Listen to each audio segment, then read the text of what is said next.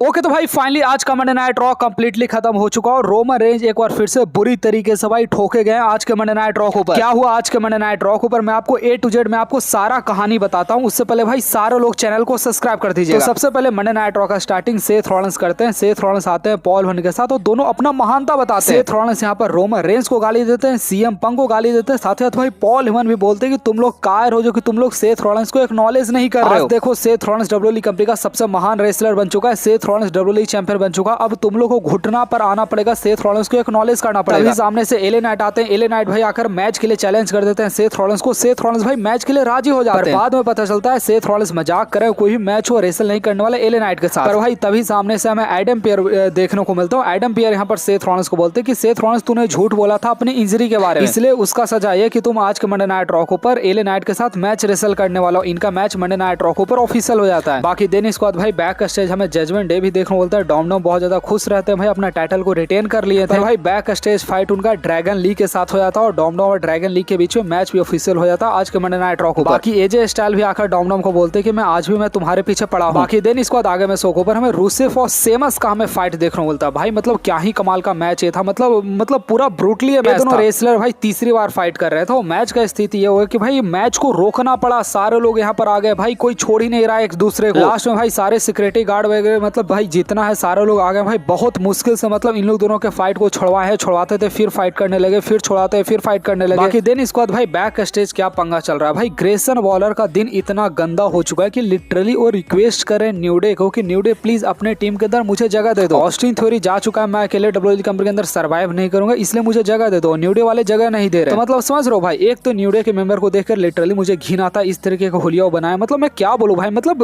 बहुत गंदा मैं गाली देना चाहता हूँ इनको देख। बाकी भाई तभी बैक स्टेज भाई बातों बातों में पेंटा के साथ पंगा हो जाता है ग्रेसन वॉलर को। इनका भी मंडे नाइट रॉ पर मैच ऑफिशियल हुआ था। आपको बताएं भाई क्या होता है। तो बाद में जाकर भाई जस्ट हमें पेंटा और ग्रेसन वॉलर का मैच देखने को मिलता है, जिस मैच के बीच में न्यू डे वाले आते हैं। यहाँ पर ग्रेसन वॉलर को लगता है कि भैया ये दोनों हमारे लिए आए, मुझे बचाने के लिए मैच के अंदर आए। वो चीयर करने जाते हैं पर भाई उन लोग हाथ भी नहीं मिलाते। मतलब न्यू डे के मेंबर का ये एटीट्यूड है भाई, समझ लो। बाकी भाई पेंटा और ग्रेसन वॉलर के बीच में मैच ऐसे ही कंटिन्यू रहता है भाई। ग्रेसन वॉलर और पेंटा के मैच के बीच में न्यू डे वाले बिल्कुल इंटरफेरेंस नहीं करते हैं, जिसके कारण पेंटा इस मैच के अंदर विन कर जाते हैं। पर पेंटा जैसे मैच को विन करते हैं उसके बाद न्यू डे वाले रिंग के अंदर पहुंच जाते हैं, पेंटा से बहस करना शुरू कर देते हैं। तो पेंटा भाई तीनों के ऊपर अटैक करना शुरू कर देते हैं। उनका जो जेवियर वुड का काला वाला टोपी होता है भाई, काला वाला टोपी फेंकते हैं, उनके ऊपर हाई फ्लाई मूव लगाते हैं, मतलब तीनों को मारकर चले जाते हैं। देन इसके बाद बैक स्टेज हमें एलेक्सा ब्लेस और शार्लेट फ्लेयर देखने को मिलते हैं। ये दोनों बात करके आ रही होती, तभी भाई देखने को क्या मिलता है यहाँ पर सेमस और हमारा रूसेफ फिर से फाइट करना शुरू कर दी। मतलब ये दोनों भाई सबसे पहले मंडे नाइट रॉ के स्टार्टिंग में दोनों फाइट किए, सबसे पहले मैच हुआ वहां पर रोका गया, फिर भाई ये बैक स्टेज आकर फाइट करने के लिए और आगे फिर आने वाले वीडियो के अंदर मैं आपको आगे बताऊं। बेसिकली एक बार फिर से इनका फाइट देखने को मिलता है, फिर भाई सारे रेफरी वगैरह सारे मैनेजर आते हैं, सब लोग भाई इनको आकर छुड़वाते हैं। बाकी दिन इसको नेक्स्ट में शो पर न्योमी देखने को मिलते हैं। न्योमी भाई यहाँ पर बेसिकली भाई इनका जो प्रोमो था वो मतलब प्रचार जो होता ना उस टाइम, मतलब समझो भाई ये वुमेन्स चैंपियन अभी करंट टाइम है और इनको भाई सेगमेंट मिल रहा है जब प्रचार हो रहा है तब मिल रहा है। बाकी इनके सेगमेंट के अंदर कुछ भी नहीं था। सबसे पहले रिया रिप्ली और योशिकाई का मजाक उड़ाती कि वो दोनों मुझे हरा नहीं पाए, मैं स्टिल चैंपियन हूं। फिर भाई स्टेफनी इनके बीच में क्लैश इन पेरिस के अंदर मैच होने वाला, तो थोड़ा सा शॉर्ट स्टेफनी के ऊपर भी लेती है। देन इसके बाद भाई आगे में शो पर हमें शार्लेट फ्लेयर और एलेक्सा ब्लेस देख रहे बोलते हैं। ये दोनों भाई जस्ट अभी टैग टीम चैंपियन बनी, तो दोनों सेलिब्रेशन करने के लिए एक बस सेगमेंट करती है। पर इनके सेगमेंट के बीच में भाई रॉक्सन प्रेज और रैकेल एक बार फिर से देखने को मिल जाते हैं। फिर से यहाँ पर एडम पेयर पहुंचते हैं। एडम पेयर कहते हैं ठीक है, मतलब इनके बीच में रिमैच तो हो सकता है। मतलब डब्ल्यू वाले भाई इतना बकवास करते हैं, सिर्फ मैचेस मंडे नाइट रॉ पर करवाते हैं भाई। लिटरली मैं परेशान हो गया। फिर भाई इनका टैग टीम मैच देखने को मिलता है। सोचो जो मैच हमें समर स्लैम के अंदर देखने को मिला, जस्ट उसके मंडे नाइट रॉ एक मंडे नाइट रॉ बाद सेम मैच हमें मंडे नाइट रॉ के ऊपर नॉर्मल देखने को मिल रहा है। बाकी होता है भाई सेम वही रिजल्ट भाई। एलेक्सा ब्लेस रॉक्सन प्रेस को पिन करके इस मैच के अंदर सक्सेसफुली टाइटल को रिटेन कर लेती है दोनों। बाकी बैक स्टेज एक और नया कहानी चल रहा है। एलेक्सा ब्लेस और कायरी सेन भाई दोनों योशिकाई का मजाक उड़ा रहे होते कि तुम टाइटल नहीं विन की, तुम समर स्लैम के अंदर मैच रेसल की। फिर वहां पर रिया रिप्ली पहुंचती है। मैं सही बता रहा हूँ भाई, ये योशिकाई भाई पूरा लट्टू हो चुके हैं रिया रिप्ली के प्यार में। आप लोग ये फोटो देखो भाई किस तरीके से पूरा हाथ पकड़ रहे भाई, पूरा रोमांटिक सीन है। योशिकाई बोल रहे रिया रिप्ली को कि मेरे वजह से तुम नहीं जीत पाई। एक बात और है रिया रिप्ली, तुम मुझे कभी आज तक हरा नहीं पाए, जो कि एक्चुअली भाई फैक्ट है। योशिकाई को आज तक रिया रिप्ली कभी हरा नहीं पाई है। तो पूरा भाई इनका रब ने बना दी जोड़ी भाई, पूरा चल रहा है ये, मतलब जल्दी भाई एक दूसरे को प्रपोज करने वाले। बाकी भाई बैक ऐसे हमें बेली देख रहे बोलते हो, बेली और लारा वालकारिया के बीच में फिर से यहाँ पर बातचीत देख रहे बोलता है। लारा वालकारिया भाई यहाँ पर बिल्कुल बेली का बात नहीं सुन रही। लारा वालकारिया को यही लग रहा अगर बेली अगर समर स्लैम के अंदर नहीं आती तो मैं टाइटल को विन कर जाती, बेली की वजह से मैं टाइटल को हार गई। तो यहाँ पर भाई लारा वालकारिया साफ तरीके से बेली को कहती कि देख मेरा तुम्हारा कोई रिश्ता नहीं, मुझे तुमसे कोई भी मतलब नहीं, तुम आज के बाद मेरे सामने कभी मत आना। बाकी देन इसके बाद भाई आगे में शो के ऊपर हमें ड्रैगन ली और डॉमडॉम के बीच में मैच देखने को बोलता हूँ। भाई आप सच में परेशान हो जाओगे डब्ल्यू वाले भाई, मतलब क्या ड्रामा कर रहे हैं मैच के अंदर, मैं आपको कुछ नहीं बता सकता। इनके बीच में भाई नॉर्मल मैच चल रहा था, पर भाई मैच के लास्ट में एक अल ग्रांडे अमेरिकानो देखने को मिलते हैं, 2 अल ग्रांडे अमेरिकानो देखने को मिलते हैं। सामने भाई 2 अल ग्रांडे अमेरिकानो देखने को मिलता है। तो भाई यहाँ पर ड्रैगन ली भाई एक करके दोनों को गिरा देते, पर भाई एक बार तीसरा अल ग्रांडे अमेरिकानो फिर देखने को मिलता है। मतलब डब्ल्यू वाले भाई अभी करंट में 3 अल ग्रांडे अमेरिकानो को बुला चुके, एक चैट केवल चौथा अमेरिकानो अल ग्रांडो मतलब जो भी है भाई, बाकी तीसरा वाला आकर भाई ड्रैगन ली के ऊपर अटैक कर देता है और डॉमडॉम भाई यहाँ पर सक्सेसफुली पिन करके टाइटल को रिटेन कर लेते। मतलब समझ रहे हो भाई, वो मीम गलत नहीं कि डब्ल्यू वाले भाई 28 मैन का रॉयल रंबल करवाएगी अल ग्रांडे अमेरिकानो के बीच। बाकी डॉमडॉम भाई जूता खोलकर अगेन यहाँ पर ड्रैगन ली के ऊपर अटैक करने की कोशिश करते हैं। तो यहाँ पर एजे स्टाइल आकर यहाँ पर ड्रैगन ली को सिंपल सेव करते हैं। बाकी देन इसके बाद आगे में शो के ऊपर हमें सैमी ज़ेन देखने को मिलता है। सैमी ज़ेन बोलते हैं कि स्कारलेट मैच के अंदर चाहती थी कि मैं वेपन का यूज करूं, पर मैं वेपन का यूज नहीं किया। सैमी ज़ेन को बेसिकली भाई स्टिल यही लग रहा है कि शायद से स्कारलेट और कैरियन क्रॉस दोनों एक टीम के अंदर है, पर मेरे ख्याल से भाई दोनों अलग अलग टीम के अंदर हो चुका है, उनका शायद से ब्रेकअप होने वाला। बाकी भाई सेमस होरोसिफ एक और फिर से बैक कैसे जा जाता है भाई, एक दूसरे के ऊपर अटैक करना शुरू कर देते हैं, जाते हैं यहाँ पर सैमी ज़ेन छुड़ाने, तो सैमी ज़ेन के ऊपर ही अटैक कर देते हैं। तो अब मेरे ख्याल से भाई इस पूरे स्टोरी लाइन के अंदर शायद से अब सैमी ज़ेन को भी डब्ल्यू वाले शायद से भाई यहाँ पर इन्वॉल्व कर सकती है। बाकी देन इसको नेक्स्ट हमें शो के ऊपर भाई हमें न्यू डे वाले देखने को मिलते हैं। यहाँ पर सिंपल भाई न्यू